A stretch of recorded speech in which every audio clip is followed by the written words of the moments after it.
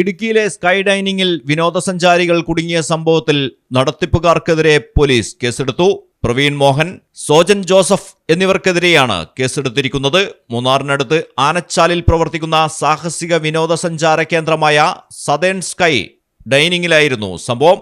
വെള്ളിയാഴ്ച 1 മണിയോടെ മൂന്നാറിന്റെ ആകാശക്കാഴ്ചകൾ കണ്ട് ആഹാരം കഴിക്കാൻ ക്രെയിനിൽ 120 അടി ഉയരത്തിൽ ഘടിപ്പിച്ച പ്ലാറ്റ്ഫോമിൽ കയറി ഭക്ഷണം കഴിച്ച ശേഷം താഴെ ഇറങ്ങാൻ നോക്കുമ്പോഴാണ് കുട്ടികളടക്കമുള്ള കുടുംബം കുടുങ്ങിപ്പോയത്.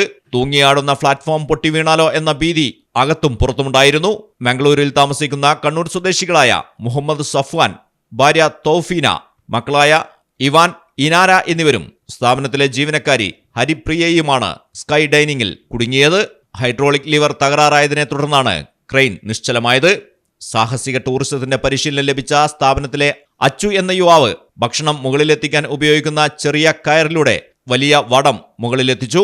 വാക്കി ടോക്കിയിലൂടെ നിർദ്ദേശമനുസരിച്ച് ഹരിപ്രിയയാണ് വടം വലിച്ചു കയറ്റിയത്. അതിലൂടെ തന്നെ കപ്പിയും മുകളിലെത്തിച്ച് ക്യാബിനിൽ ഘടിപ്പിച്ചു. ഈ സമയം മൂന്നാർ, അടിമാലി എന്നിവിടങ്ങളിൽ നിന്ന് അഗ്നിരക്ഷാസേനയും എത്തി. Assistant station officer T Ajaykumar മുകളിലെത്തി കുടുംബത്തിന് ധൈര്യം നൽകി. വടം ശരീരത്തിൽ ബന്ധിപ്പിച്ച് തോഫിനയെ ആദ്യം താഴെയിറക്കി.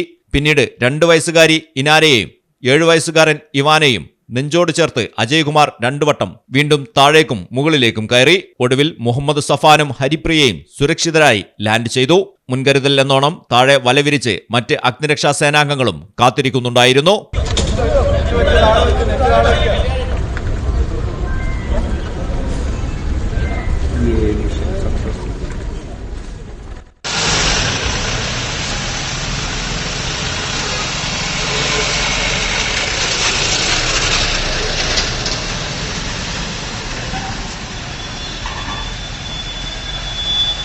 Malayalam television, Idukki.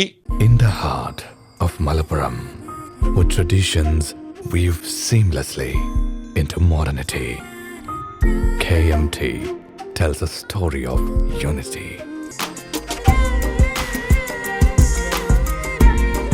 Redefining beauty, transforming generation.